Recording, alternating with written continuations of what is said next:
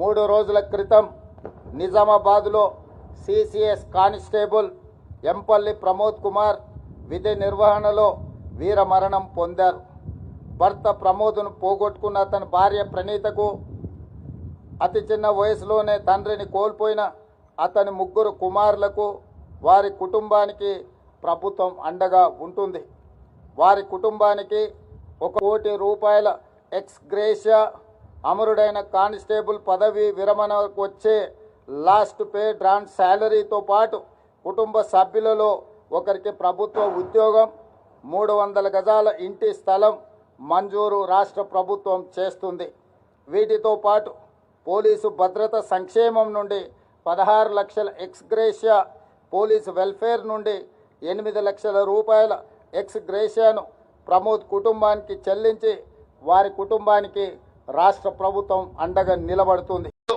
గతంలో రాష్ట్రంలో విస్తృతంగా జరిగేవి, కానీ నేడు పోలీస్ శాఖ చర్యల వల్ల శాంతి నెలకొంది. మావోయిస్టు ఉద్యమంలో ఉన్న అజ్ఞాత నాయకులను జనజీవన స్రవంతిలో కలవాలని నేను వారికి ప్రత్యేకంగా విజ్ఞప్తి చేస్తున్నాను.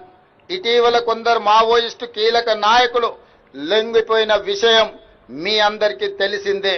అజ్ఞాతంలో ఉన్న మిగిలిన మావోయిస్టులు కూడా జనజీవన స్రవంతిలో కలిసిపోయి దేశాభివృద్ధిలో భాగస్వాములై తెలంగాణ రాష్ట్ర పునర్నిర్మాణంలో వారి యొక్క వంతు కర్తవ్యాన్ని నిర్వహించాల్సిందిగా మావోయిస్టులకు ఈ వేదిక మీద నుంచి విజ్ఞప్తి చేస్తున్నా.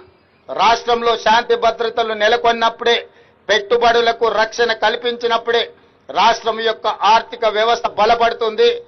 నిరుద్యోగ యువకులకు ఉద్యోగ ఉపాధి అవకాశాలు కల్పించబడుతుంది.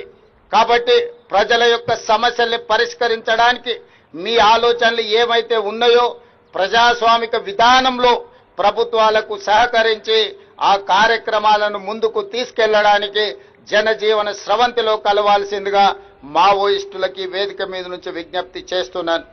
ప్రజా సంక్షేమం పట్ల నిబద్ధతతో పని